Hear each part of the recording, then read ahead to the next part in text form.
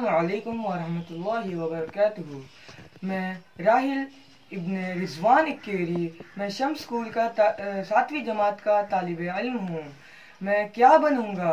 Doctor, engineer, professor, officer या pilot वगैरह वगैरह। ये सब कामयाब होने का ज़रिया तो हो सकता है, मगर मैं एक अच्छा इंसान बनूँगा इंशाअल्लाह। इंसान कद से बड़ा नहीं होता, न पेशे से।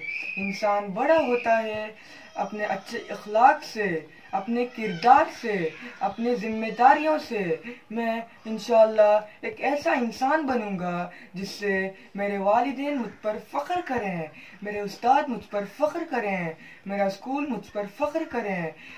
मैं एक ऐसा इंसान बनूंगा जिससे पूरी दुनिया में मेरे कौम का नाम बुलंद हो। और इस सब के लिए सबसे पहले एक अच्छा इंसान बनना ज़रूरी है। मैंने देखा है बहुत से ऐसे छोटों को जो अपने घरों के बड़े हैं।